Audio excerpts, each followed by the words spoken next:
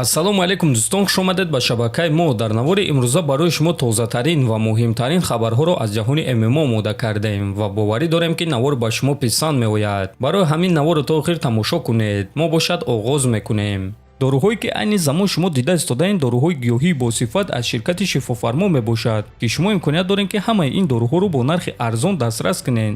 доруҳо барои хунукзадагӣ ва қавӣ кардани мардонагӣ, барои фарбе ва харобшавӣ, барои ришу мӯйсарбарорӣ, барои дарди дил, дарди мушакҳо ва ҳамчунин равғани сиёҳдона ки пайғамбар саллаллоҳу алайҳи васаллам гуфта буд ки ба ғайр аз марг ба ҳамаи дигар дардҳо даво мебахшад. худи ҳозир ба номерҳои дар рӯи экран буда занг зада доруҳои даркории худро харидорӣ кунед ва ҳатман аз номи канали Паҳлавон гап занед. ҳамин гуна шумо ҳам доруҳои даркории худро ба даст меоред ва ҳам канали моро сахт дастгирӣ мекунед.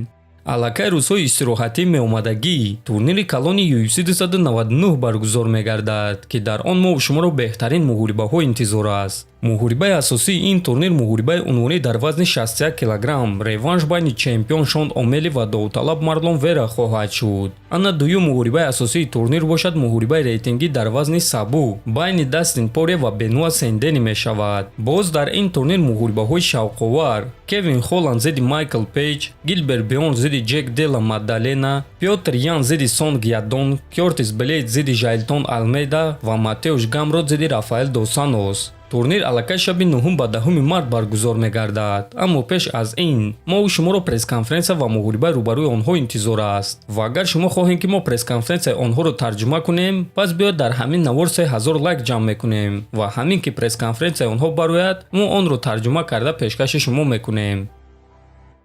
чемпиони пешинаи UFC дар вазни сабук Ҳабиб Нурмагомедов шаби гузашта дар Канада қарор дошт ва бо мухлисони худ вохӯрӣ гузаронида дар саволҳои онҳо ҷавоб дод ва дар ин вохӯрӣ Ҳабиб гуфт ки чӣ гуна писараш ба ӯ саволҳои ҷолиб оиди ММА медиҳад. биён суханҳои Нурмагомедовро гӯш мекунем. аллакай чанд муддат мешавад ки писарам ба ман бисёр саволҳо медиҳад. ин чист? ин барои чист? чунки вақте ки ман карьераи худро ба анҷом расондум, ӯ танҳо 3 сола буд ва ӯ ягон чизро намефаҳмид. 1-2 ҳафта пеш ӯ аз ман пурсид: падар, оё ту ба монанди Ислам Махачев ҷангида метавонӣ?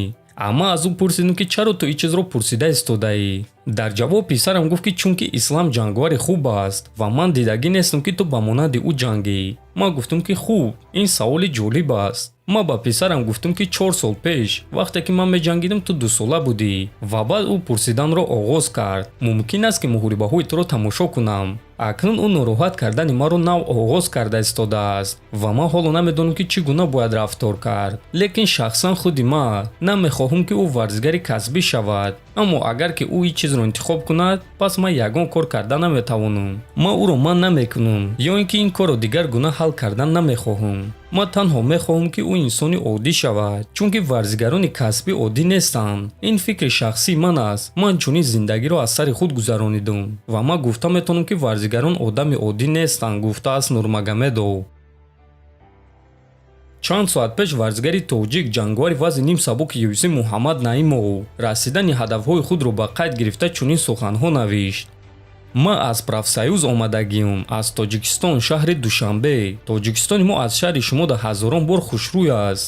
пеш ҳатто дар хоб ин чизҳоро дидагӣ набудум, аммо имрӯз чизеро ки орзу мекардам амалӣ гашт. ман бо падари худ дар вазнкашии UFC бо Дана Вайт 3 муҳориба, 3 ғалаба, алҳамдулиллоҳ. рӯзҳои беҳтарин дар пешанд, иншааллоҳ. як роҳ, як ҳадаф. алҳамдулиллоҳ барои ҳар як лаҳзаи зиндагиам, навиштааст Наимов. ва дӯстон, суханҳои аввале ки Муҳаммад навиштааст, ин суханҳоро ӯ чанд сол пеш гуфта буд. биёед ин наворро тамошо мекунем. ай профсоюз омагиам ай Тоҷикистон, шаҳри Душанбе.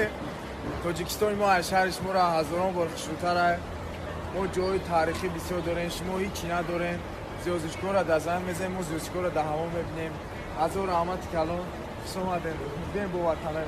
ва дӯстон, мо дар ҳақиқат шодем ки Муҳаммад ба ҳадафҳои худ расида истодааст ва орзу мекунем ки дар оянда боз ҳам зиёдтар ба ҳадафҳои худ расад ва албатта ки соҳиби камарбанди UFC шавад. дар ҳамин ҷо дӯстон, навори мо ба анҷом мерасад. фикру ақидаҳотонро нависед, ҳатман дар канали мо обуна шавед. то боздид, хонободу сарбаланд бошед.